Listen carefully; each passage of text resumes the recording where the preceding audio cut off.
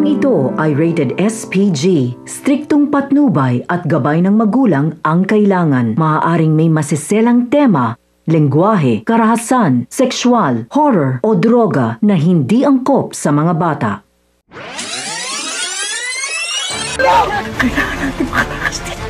Kapamilya, narito ang mga dapat nating abangan sa pambansang teleserye ng sambayanan, ang FPJ's Batang Quiapo. Sa pag-uusap tina Olga at David ay sinabi ni Olga na nararamdaman niya na malapit nang malaman ni Ramon ang tungkol sa kanilang sekreto. Kaya naman kinakailangan umano nilang gumawa ng paraan para maunahan itong si Ramon. At dahil laging palpak ang kanyang mga planong paghihiganti kay Tanggol, ay sisimulan niya nga ito kay Marites na wala ngang kaalam-alam na nagpapanggap lang palang kaibigan sa kanya si Olga. Gumawa ng paraan si Tess upang makatakas silang dalawa at hindi pinalad si Olga na makasama. At dito isang malaking pasabog na sekreto ang nalaman ni Marites habang siya ay nakakubli at nagkatago sa mga kidnappers. Labis ang kanyang takot nang marinig niya ang mga sinabi ni Olga sa mga kidnappers. Kaya naman ngayon ay nalaman na ni Marites ang lahat. Agad na inutos ni Olga na kinakailangan hindi makalabas si Marites dahil siya nga mismo ang papatay dito.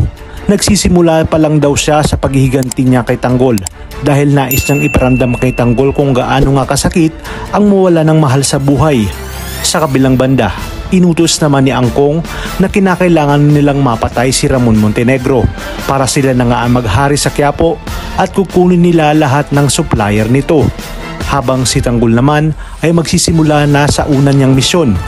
Dito nakasalalay ang kanyang pagyaman. Kaya nagbitaw na siya ng salita na gagawin nila ang lahat upang yumaman at balikan lahat ng mga taong may atraso sa kanya.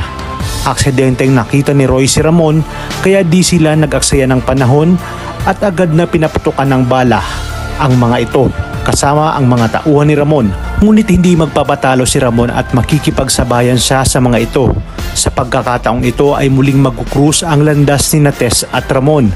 Makikilala kaya ni Tess si Ramon o si Ramon ang siyang makakakilala kay Marites?